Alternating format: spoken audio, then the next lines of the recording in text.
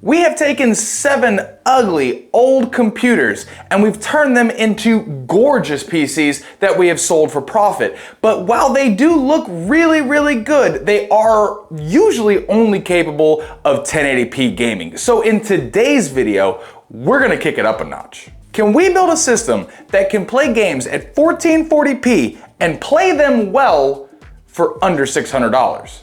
Now you can find plenty of computers that can play games at 1440p, but the price tag on those is usually going to be more towards $1,000, and even then, some of the specs that you get are pretty underwhelming. Take this CyberPower computer for example. It does have a 5600G processor and a 6600, but you're paying $900 for it before tax. And with only 8 gigs of RAM, you're gonna need to spend even more money just to upgrade that because 8 gigs is simply not enough. I mean, there is a reason that one of the most sold gaming computers on Marketplace are CyberPower PCs. I feel like this is like a padded room. It's just all white, everything. Now, there are a couple different ways that I could go about building a 1440p gaming system and maybe spend less than $600. But if I am going to be spending that kind of money, I want the computer to not only perform amazingly, but I also want it to look amazing as well. So that is hopefully what we are going to accomplish today. But really fast, before we start today's build, I did want to recap the computer that we built in episode 7. That computer has sold for $460, bringing our new grand total to $1,421 that I'm going to use towards the epic gaming computer that I'm going to give away to one of you guys. This stack of money is getting so big. So let me show you what I've come up with. Now, all of the items that you see in front of you were purchased from multiple sources, either from Facebook Marketplace and eBay, and some new items from Amazon and Newegg, all so that they can come together to make a computer that can perform extremely well at 1440p resolution and give us that gaming look that we're going for.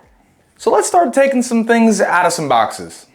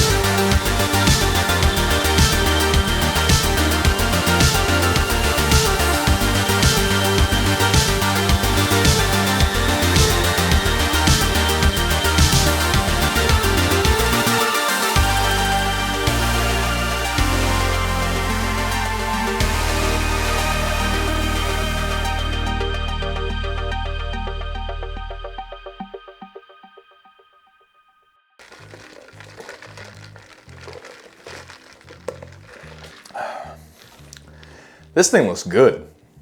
So out of all the computers we built on the series so far, this is my new personal favorite. The all black look with the red accents just looks fantastic. Now there is some RGB on the CPU cooler as well as the motherboard, and we will get those changed up. So once we turn the computer on, you're gonna see a bunch of different colors, and we're gonna get that changed up so it looks really, really good.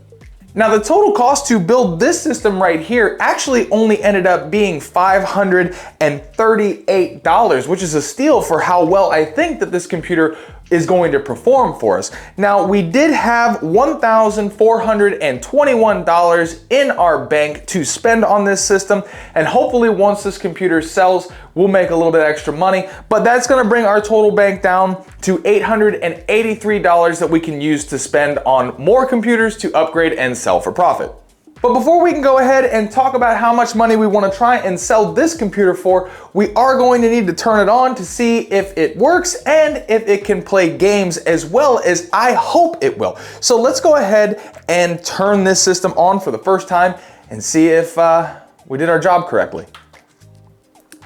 Top fan spinning, exhaust spinning, CPU fans are spinning, GPU fans spinning. We got some LED light indicators. Uh-oh. Okay. See if we can get an image. Ooh. I don't like seeing those LED lights. There's LED lights in the corner here, flashing between the CPU and DRAM.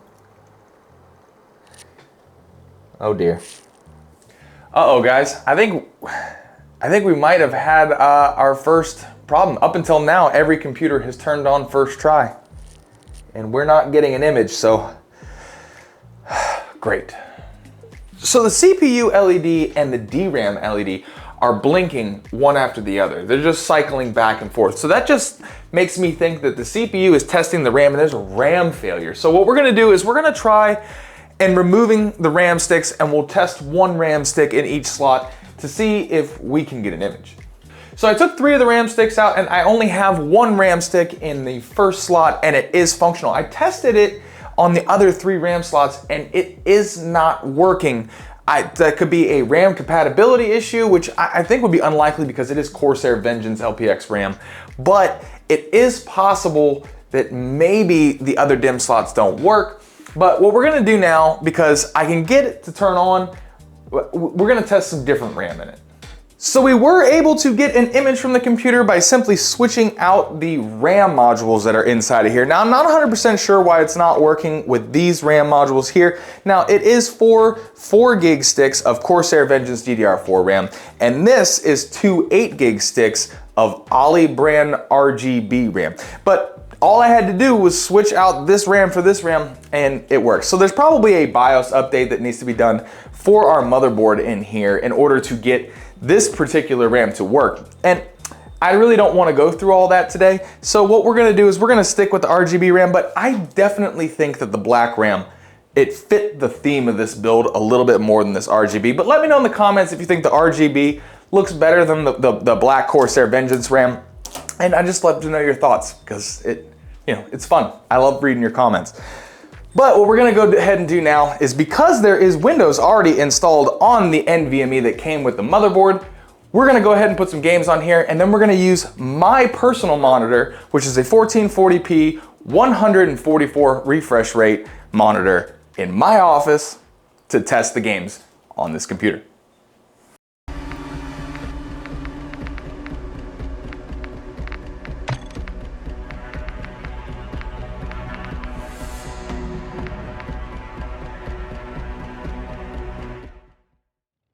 Bollocks! The lead is ours.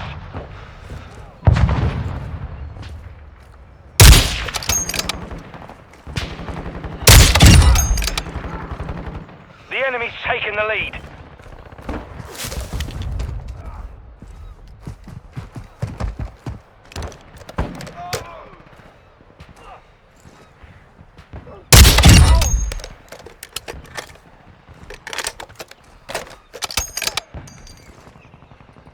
Bollocks! Fast hands online. I'm reloading.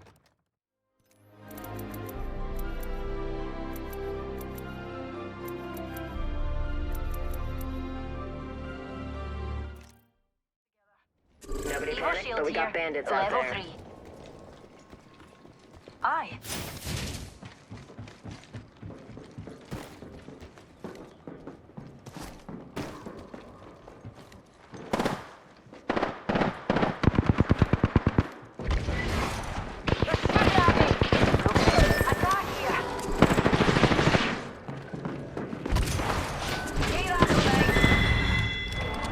Bogey splashed one of ours. Just you and me now.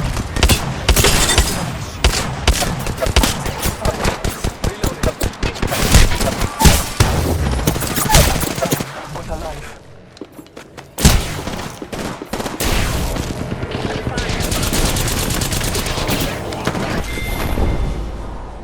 Oh well, doing your best is what counts, right, dear?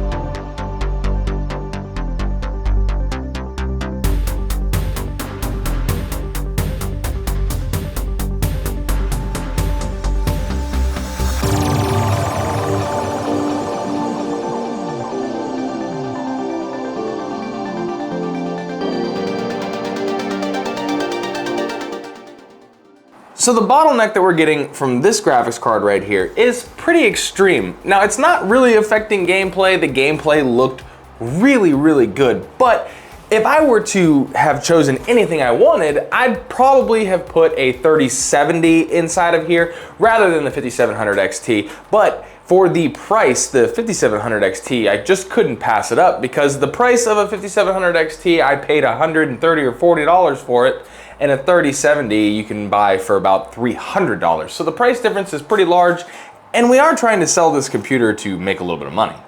Now, as far as how much money we are going to be trying to get from this system, I am going to put a price tag on it of $760 and see if we can't find somebody who's willing to purchase it for that price. That will give us a little bit of wiggle room so that if somebody tries to negotiate me down a little bit, maybe we can meet somewhere around $700, and then we will have made a pretty decent amount of profit off this build.